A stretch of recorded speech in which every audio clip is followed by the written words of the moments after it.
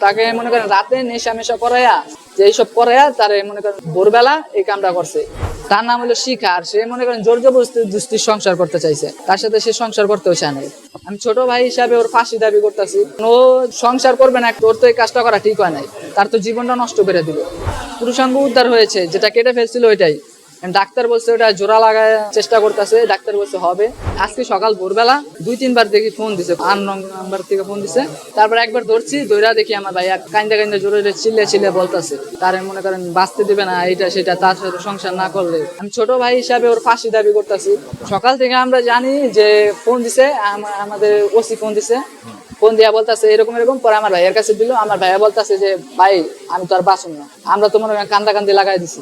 তারপরে ওই ওসি এই হাসপাতালে লয়ে এলো, ওই জায়গায় নাকি ক্লিনিক আছে, ওইখানে রক্তটা বন্ধ করলো করে যে এখানে হাসপাতালে নিয়ে আসছে, চিকিৎসা করতেছে ডাক্তার। তাকে মনে করেন রাতে নেশা মেশা করাইয়া মানে মটটট না কি জানি, ভাইয়া বললো এতটুকু শুনতে পারছি, বেশি কিছু তো বলতে পারে না, যে এইসব করাইয়া তারে মনে করেন ভোরবেলা এই কামটা করছে।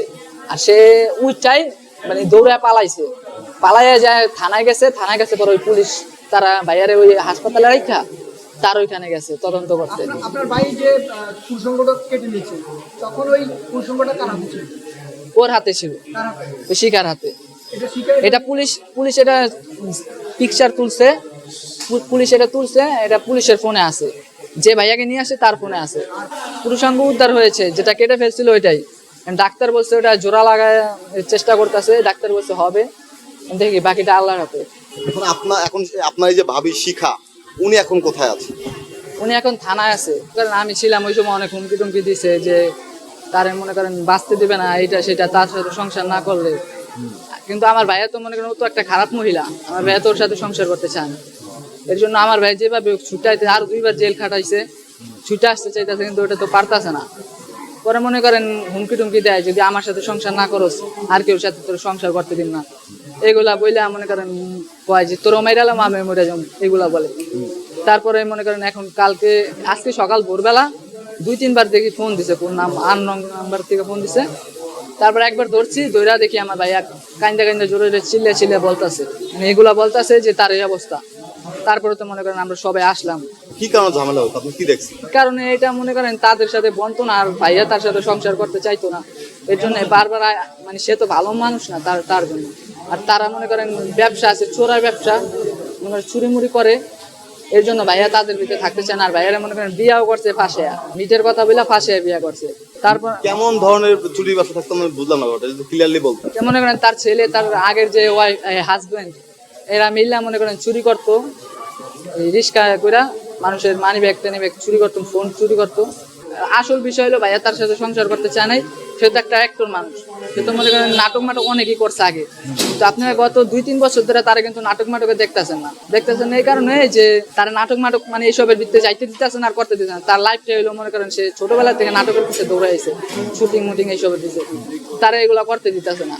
এই জন্য তার সাথে সে থাকতে চায় না, তাই আজকে তার এই অবস্থা। কত বছর সংসার ওনাদের?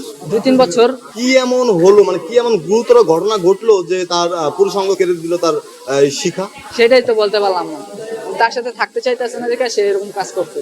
এখন তার এটা একটা সূক্ষ্ম বিচার চাই। কি মানসিক রোগী নাকি আপনি? কিছু মানসিক রোগী মানে ভাই ও মনে করেন করে নেশা পানি করে, নেশা খায়, শিখা নেশা করে। আর তার আগেও আমাদের গ্রামে যে একবার হামতাম করছিল, ওই সময় মনে করেন নেশা ট্যাবলেট খায়া রাস্তায় পড়া ছিল।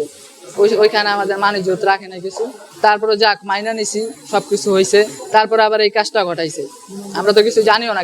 আমি মনে করেন যেদিন গ্রামে গেছি ওই দিনও তার সাথে আমার গ্যাঞ্জাম হয়েছে, জর্গা করে আমি গ্রামে গেছি, আমার ভাই আমার পাঠিয়ে দিছে। আর আজকে সকাল ভোরবেলা শুনি এই ঘটনা।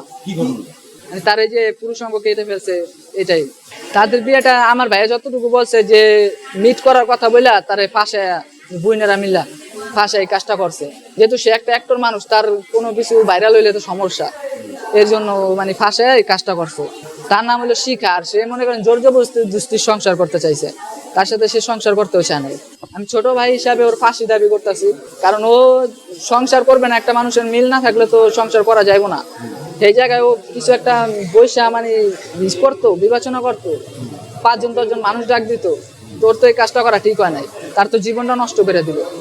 এখন এই উদ্দেশ্যে আমি এই কথাই বলতে চাই যে আমি ওর ফাঁসি চাই। ধন্যবাদ।